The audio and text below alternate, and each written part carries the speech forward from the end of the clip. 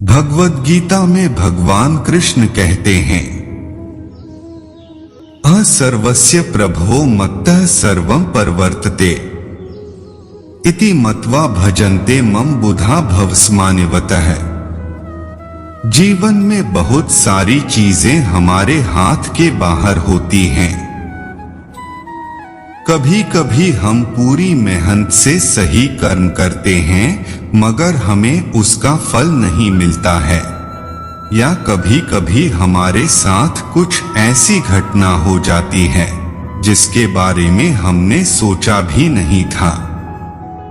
ऐसे में हमें लगने लगता है हमारे साथ अन्याय हो रहा है, या फिर हमें जीवन कठिन और क्रूर लगने लगता है।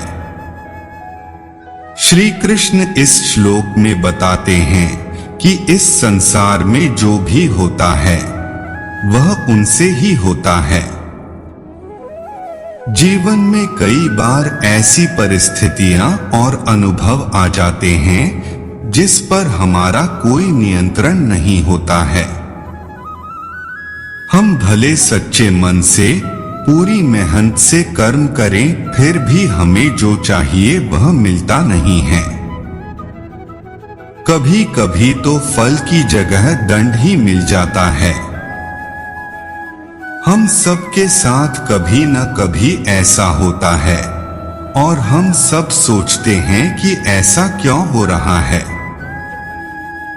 बात कुछ ऐसी है कि अगर आप अपने बच्चे को घर में सिर्फ अच्छी बातें सिखाएं और उसे बहुत प्यार करें तब भी आपके बच्चे का स्वभाव क्या केवल इस बात पर निर्भर होगा? नहीं, आपके बच्चे के स्वभाव पर अलग अलग चीजों का प्रभाव होगा। जैसे कि वह स्कूल में क्या सीखता है, उसका स्वभाव इस बात पर भी निर्भर करेगा कि उसके दोस्त कौन हैं और कैसे हैं। उसका स्वभाव इस पर भी निर्भर करेगा कि वह टीवी पर क्या देखता है। ऐसी स्थिति में आप हमेशा पूर्ण मन से प्रयास करते हैं, पर क्या परिणाम आपके हाथ में है? तो फिर क्या उस परिणाम के लिए अपने आप को दोष देना या उसे अपने मन पर हावी होने देना उचित है? इसी तरह अगर आप एक व्यापारी हैं जिसने सालों अपने व्यापार को बढ़ाने के लिए अपनी पूरी मेहनत लगाई, लेकिन अचानक कोविड की महामारी आ गई और उसकी सारी मेहनत ठप हो गई। आप बताइए, ऐसी अवस्था में आपके हाथ में क्या था? क्या आप इसके बारे में कुछ कर सकते थे? भगवान कृष्ण कहते हैं कि सृष्टि में जो कुछ होता है वह उनसे होता है, लेकिन वह ऐसा क्यों करते हैं वह समझना हमारे लिए शायद उस क्षण संभव नहीं हो।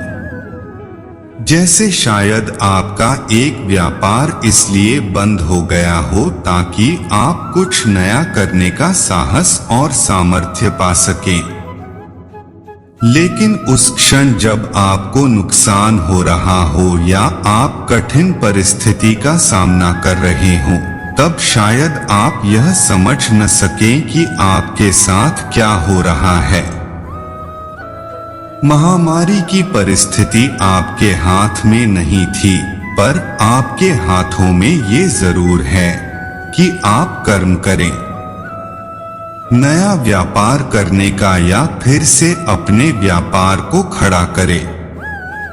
इसी तरह आपके हाथों में यह भले ही ना हो कि आपके बच्चे का स्वभाव कैसा है, पर यह जरूर है कि आप उसे सुधारने का प्रयास करते रहें। भगवान लेते हैं तो भगवान देते भी हैं।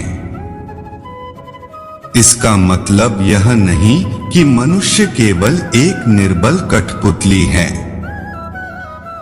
भगवान की हर इच्छा में आशा है और अवसर भी। भगवान की इच्छा में आशा हमेशा यह होती है कि हम जो अपने लिए सोचें उससे ज्यादा आगे बढ़े। भगवान की इच्छा में अवसर ये है कि वह जो हमेशा आशा रखते हैं हम उसे पूरा करें।